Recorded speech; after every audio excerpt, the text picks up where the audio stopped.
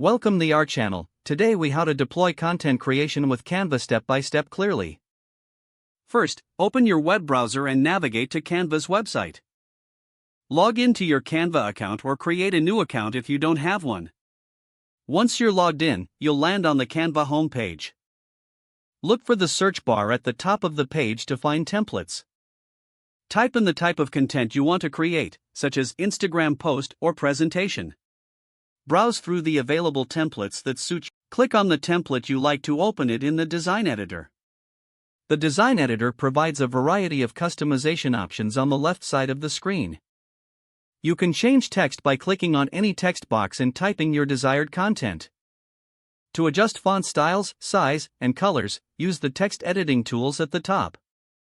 Add images by clicking on the Photos tab on the left sidebar. You can either choose from Canva's library or upload your own images using the Uploads option. Drag and drop images into your design or click on them to add them directly. To enhance your design, you can use elements like shapes, icons, and illustrations.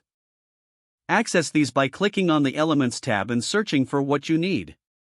Once you're satisfied with the layout and content, review everything for any necessary adjustments. If you need to move or resize elements, just click and drag or use the corners of the bounding box. When your design is complete, click the Share button in the top right corner. Choose the Download option to export your design. Select your preferred file type such as JPEG, PNG, or PDF. Click the Download button to save it to your device. Now, you can share your content across social media or display it as needed. Repeat this process for different types of content as required.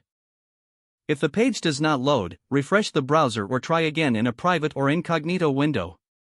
Make sure you are using the correct email address, then retype it carefully to avoid small typos. If your password is not accepted, use the Reset option and create a new strong password you can remember.